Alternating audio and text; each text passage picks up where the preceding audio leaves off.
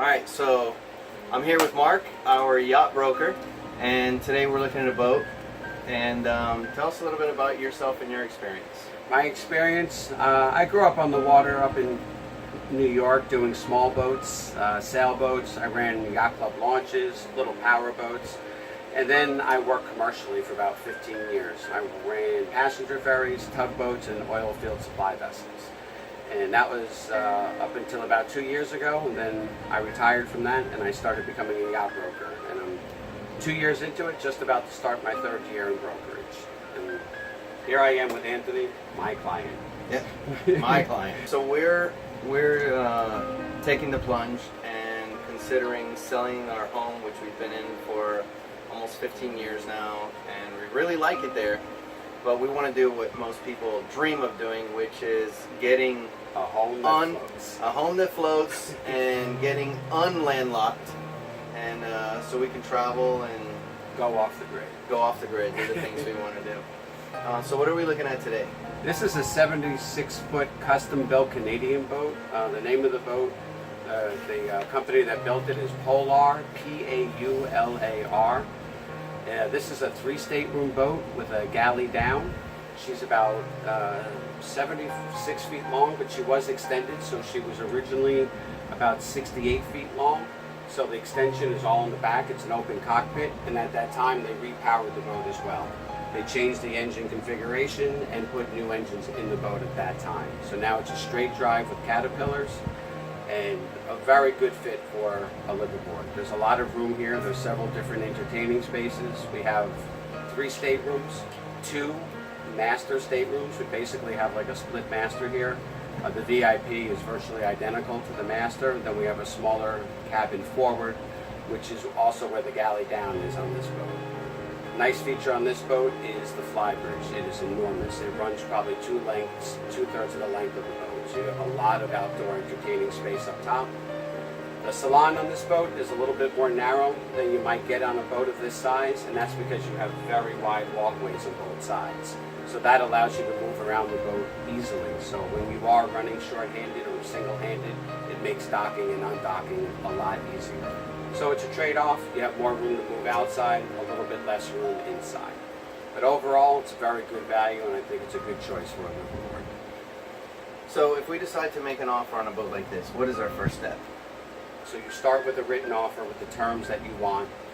And what normally happens, there's usually 1 or 2 volleys after that, back and forth, to settle on the price. Normally the rest of the terms are pretty much good to go. 4 to 6 weeks for a close from the original offer date. And the rest of it is very close to what you do in selling homes. The model is almost identical. In homes you get an appraisal and a walkthrough and a survey. On a boat you get a survey as well, except the boat has to come out of the water, so it's a little more involved, and you need a mechanical. On a boat this size you would probably have 2 different people, one to do the engines and generators and another one to strictly do the hull and everything above the waterline. But the same basic model. After you do your survey and mechanical inspections, you renegotiate if there are survey adjustments, and then you decide whether or not to go forward. You would actually sign an acceptance of vessel. In real estate, no action implies an acceptance. On boats, you actually have to physically sign. And if you do nothing, no action when buying boats is an implied rejection that you're not going forward. But once you act or perform by that date, then your deposit goes hard, and then you have a few weeks to finalize the closing. Title search, just like you do on a home, and then a transfer of ownership. So it's kind of like buying a home as is. We get the right to do the inspection. If we're not happy with it, we don't have to go forward. Exactly. Okay. And on a home, inspections usually run about $250 to $450, depending on the extent of the inspection that they're going to do. Exactly. And in boats, it's much more complicated. It tends to run quite a bit more than that. This size boat, you're looking at a few thousand. You're looking at somewhere in the ballpark of $1,000 or more to take the boat out of the water for what we call a short haul, because the boat does not go up on land and get blocked. It just stays in the slings. It stays in the lift for long enough to do the survey, right back in the water. We call that a short haul. Then you have the surveyor for the hull, and on a boat this size, I would recommend getting a separate one to do the mechanical inspection. So you have 3 different parties that are involved. There are expenses that the current owner incurs. You don't have to run the boat, so the owner has to run the boat for you or provide a captain. And the expenses as far as the fuel burn, any wear and tear on the boat, that's at the owner's expense. The buyer pays for the surveyors and to haul the boat out of the water. So there is a bit of a shared expense. Okay. So when we go to do the closing, do we use a title company where we all go to someplace and there's attorneys involved, or how does that work? You can hire an attorney to be sure everything is okay. This boat is a U.S. flag boat. It's going to stay U.S. flag when you take ownership, so it's fairly simple. So with my office, we can do most of that work for you. When it gets more complicated, we'll tell you and we'll give you a list of agents to contact, dock agents, if there's complications and it's not a straightforward transfer of ownership. And definitely if it's a foreign flag, I would say you'd want legal help as well, just to be safe. Okay. So we do most of it, but when it gets more than a basic U.S. to U.S. transfer, we advise you to get a dock agent and a lawyer as well, just to be safe. What kind of lawyer, though? Would it be like a maritime attorney? Specialized maritime attorney, yeah. It's a niche market. There's a handful of lawyers that do it. Okay.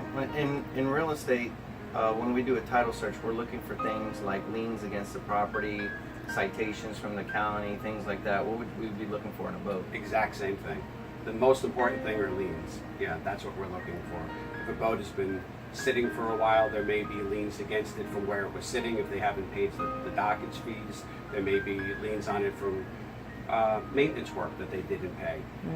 Of course, you want to make sure that the title is clear and that there's no problems, that the hull number matches the Coast Guard number, the documentation number. So what would I expect to pay on insurance, like property insurance? Typically, we say about 1.5% of the value of the vessel, depending on the age of the vessel, the quality of the build, what type of boat. Is it a high performance, fast speed boat? Things like that will make your rates higher.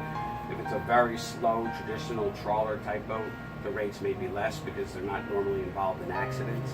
But we say about 1.5% of the value is what you should budget. Okay. And this is an older boat, so when the boats get older, your choice of insurers becomes less.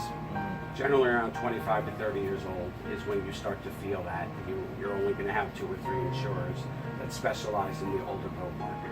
Not impossible, just something you need to keep in mind. Okay. And do those insurance policies include like towing services or something like that? Or is that something we would get separately? Towing is separate. You would get a towboat US or Sea Tow. They're usually between $150 and $200 a year, and that covers you for towing pretty much anywhere that you're going to go. If you go over to the Bahamas, they cover that as well. So if you're doing a run to Bimini, 25 miles offshore, you need a tow, they'll come get you. Okay. And one tow will more than cover the cost of an Right. annual. I'm sure. Yeah, you Yeah, could be in the thousands. for We've one been towed a tow. lot of times. One tow will pay for multiple years of the membership. So insurance companies will want to see that you have that insurance. Okay. So when looking at a boat like this, we could be looking at boats from 100,000 up to $10 million boats. Exactly. Okay. So For 80 feet, you're looking at probably 300 to 400 to get a boat of that price range that's moving ready. okay. And one of these boats new. Yeah. What would the value on that be? Right now, a 60-foot Hatteras is going to be several $1 million. I'd say probably about 5 to 6. I know the 44 is over 1.5 million, and that's a completely different range. The difference between a 44 and 66, it's not 50%, even though the length is 50%. It's 3 or 4 times the price. So, yeah, I would say somewhere in the $6 million range. Okay. So we're looking at multi-million-dollar boats, just Yes. over time the price has Exactly. gone down. In real estate, a house is usually stale after 30 to 40 days on the market. How about these types of boats? This type of boat in this size range, it's going to take generally about a year or longer to sell.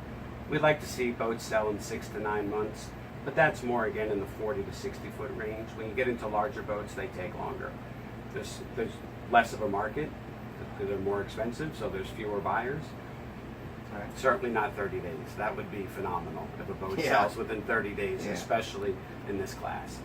Almost unheard of, but this is a very comfortable size for a liverboard. So this is where I'd like to see you guys, somewhere in the 60 to 70 foot range. I think is a good compromise as far as cost, the features you want, and not overextending yourself into something that's bigger than you want to maintain. Even if you can afford to buy, we have to think about ongoing maintenance.